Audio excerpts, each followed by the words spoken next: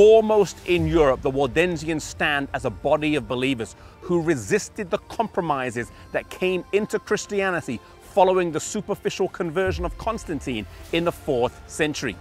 They were based primarily here amongst the stunning and beautiful mountains of northern Italy. Some say the first Waldensian was Peter Waldo, a 12th century merchantman from Lyon, France, and they're named after him. However, there are records that date back much further, to at least the 4th century with Vigilantus.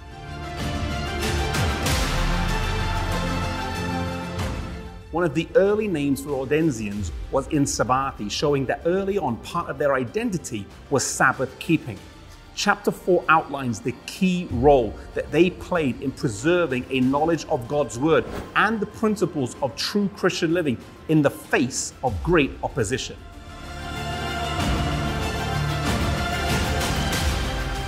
Often the Waldensians had to leave the lower valleys and flee into the mountains, and even worship in secret. Caves like this dot the landscape, and they were a place of refuge and protection, a secret sanctuary, a cleft in the rock. They gave it the comfort of living peaceful lives because they believed differently than the state religion, and they valued their beliefs more than peace, prosperity, and an easy life. It would not have been easy living a much more primitive life up here, but their desire to be true to the principles of God's word was greater than their love of ease.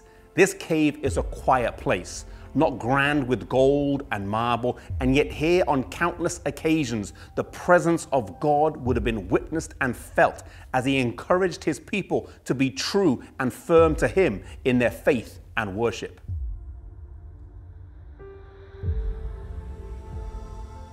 The Waldensians had a passion for mission service. They were not content to live happy and holy lives, isolated as hermits in the mountains, but they intentionally trained others to go out. Using schools like this one, the College of the Barbs, they taught the Bible, they copied the Bible by hand, and they prepared to go out as undercover agents for God. They sent students to the leading universities in Europe, and they also traveled as merchants to the major cities in Europe. They did not take a copy of the whole Bible, but sometimes it was just a few pages hidden between the pieces of cloth on their cloak. And when they found someone who was a seeker for truth, they would take it out and share it with them. They had passion, ingenuity, and a desire to see the gospel spread beyond the boundaries of the valleys and mountains they lived in. May we have that same passion today.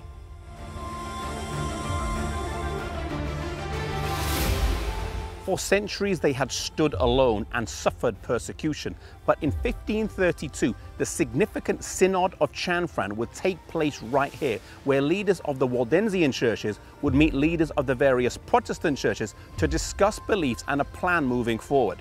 One significant decision that was made was for the Waldensian Bible to be translated into French, with the Waldensian churches raising the funds for this. Other commonalities that were discussed was a rejection of the Mass, confession, the celibacy of the priesthood, the celebration of feasts, and purgatory. In times of isolation and persecution, it's important to seek out community and support from other like-minded believers.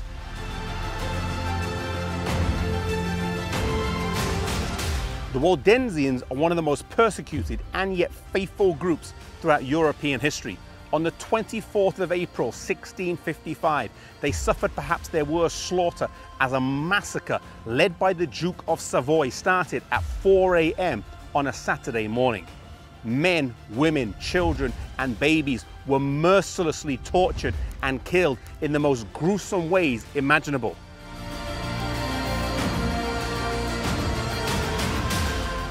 In order to escape this terrible massacre, hundreds of Waldensians fled to a large cave in the towering Mount Castelluzzo.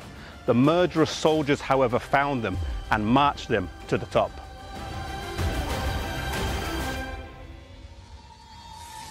They came to this spot right here and were hurled over the edge to their death on the rocks below. I believe that on the resurrection morning, many faithful believers will rise to glory from the bottom of this mountain and in this valley. This is the reference in Milton's famous sonnet to the bloody Piedmontese that hurled mother and infant down the rocks. Survivors of the massacre were few, but they rallied together and wrote to Christians throughout Europe for help.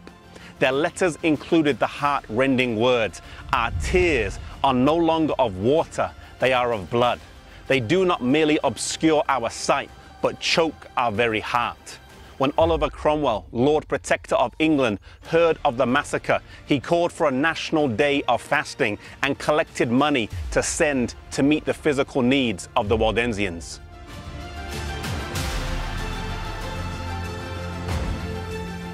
The Waldensians had a faith that reminds me of Job. They were a people who suffered attacks and persecutions for several centuries, close to 1,000 years, suffering immeasurably, and yet for many it did not weaken their faith, but rather strengthen it.